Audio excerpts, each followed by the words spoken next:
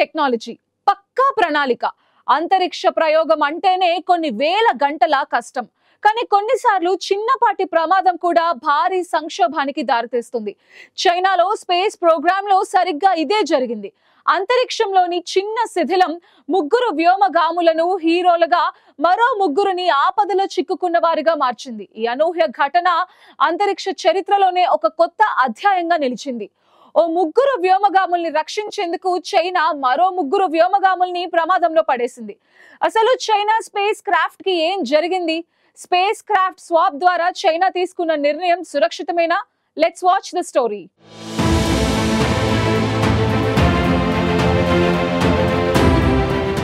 November 14న చైనాకు చెందిన షెన్జౌ 21 స్పేస్ షిప్ లో ముగ్గురు వ్యోమగాములు కమాండర్ చెన్డాంగ్, చెన్ జోంగ్రుయ్ మరియు వాంగ్ జీ సురక్షితంగా భూమికి చేరుకున్నారు. అంతరిక్షంలో అత్యధికంగా 204 రోజులు గడిపిన చైనీస్ రికార్డును వీరు నెలకొల్పారు. అయితే వారి తిరుగు ప్రయాణం అనుకున్నట్టు జరగలేదు. నవంబర్ 5న వారు తిరిగి రావాల్సి ఉండగా కొన్ని రోజుల పాటు ఆలస్యమైంది. వారి అసలు రిటర్న్ వెహికల్ అయిన షెన్జౌ 20 క్యాప్స్యూల్ కి అంతరిక్షంలో యాక్సిడెంట్ జరిగింది.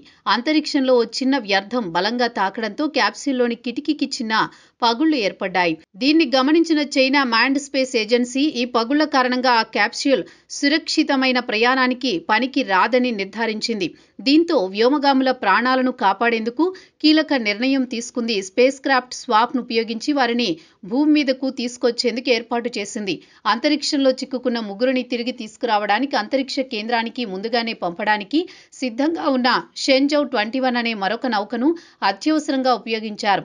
చరిత్రలో ఇలా వ్యోమగాముల హ్యాండ్ ఓవర్ సమయంలో అంతరిక్ష శిథిలాల కారణంగా నౌకను మార్చడం చైనా స్పేస్ ప్రోగ్రాంలోనే ఇదే తొలిసారి.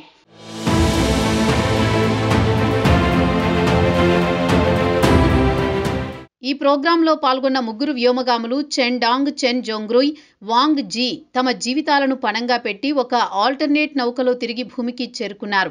ఇన్నర్ మంగోలియాలో తెల్లవారుజామున 3:40 వారు ల్యాండ్ అయ్యారు.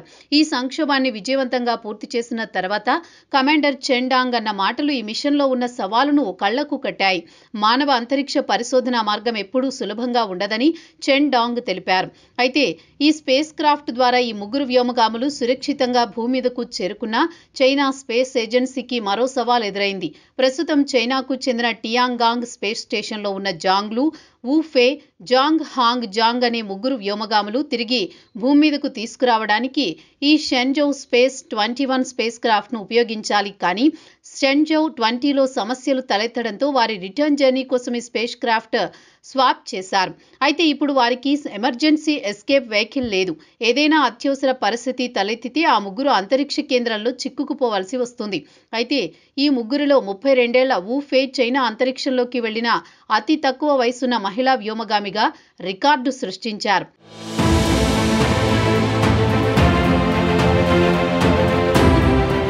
ఈ పరిస్థితిని చక్కదిద్దడానికి చైనా స్పేస్ ఏజెన్సీ వెంటనే చర్యలు చేపట్టింది. అత్యవసరంగా వారికి తిరిగి రావడానికి వీలుగా తదుపరి స్పేస్ క్రాఫ్ట్ అయిన షెన్జౌ 22ను భవిష్యత్తులో సరైన సమయంలో ప్రయోగించడానికి సిద్ధం చేస్తున్నట్లు ప్రకటించింది. ప్రయోగ సన్నాహాలు ఇప్పటికే వేగంగా జరుగుతున్నాయి. అంతరిక్ష పరిశోధనలో ఇలాంటి సవాళ్లు కొత్తేమీ కానప్పటికీ వ్యర్థాల తాకిడితో ఒక నౌకను మార్చడం, తద్వారా మరో ముగ్గురిని అత్యవసర రవాణా లేకుండా అంతరిక్షంలో ఉంచడం ఖచ్చితంగా చరిత్రలో నిలిచిపోతుంది.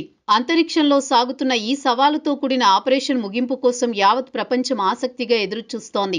ప్రస్తుతం అంతరిక్షంలో భూమి చుట్టూ 10 సెంటీమీటర్ల కంటే పెద్దవి, 40,000 కంటే ఎక్కువ వ్యర్థాలు ఉన్నట్టు అంచనా వేస్తున్నారు. 10 కోట్లకు పైగా సూక్ష్మ వ్యర్థాలు భూమి చుట్టూ తిరుగుతున్నట్టు శాస్త్రవేత్తలు అంచనా వేస్తున్నారు. 2007లో చైనా తన పాడైన పెంగ్యూన్ 1C ఉపగ్రహాన్ని యాంటీ శాటిలైట్ పరీక్షలో ధ్వంసం చేయడంతో 3,000కి పైగా పెద్ద వ్యర్థ భాగాలు ఉత్పన్నమయ్యాయి. ఇదే ఇప్పటి వరకు ఏర్పడిన అతిపెద్ద అంతరిక్ష వ్యర్థాలుగా శాస్త్రవేత్తలు చెబుతున్నారు. తియాంగాంగ్ స్పేస్ స్టేషన్ గతంలో కూడా వ్యర్థాల నుంచి తప్పించుకునే యాంత్రిక చర్యలు చేపట్టింది. 2023లో ఒకసారి అంతరిక్ష వ్యర్థం తగలడంతో స్టేషన్ సోలార్ ప్యానెల్ నష్టం కూడా జరిగింది. అయితే ప్రస్తుతం దెబ్బతిన్న షెన్జౌ 20 స్పేస్ క్రాఫ్ట్ ఇంకా టియాంగాంగ్ డాక్ అయ్యే ఉంది. అంతరిక్ష ప్రయోగాలకు ఇంకా వాడుతూనే ఉన్నారు. అయితే దాన్ని మరమ్మత్తు చేస్తారా, భూమిపైకి తీసుకువస్తారా లేదా పసిఫిక్ మహాసముద్రంలో కూల్చేస్తారా అనే దానిపైన చైనా ఇంకా క్లారిటీ ఇవ్వలేదు.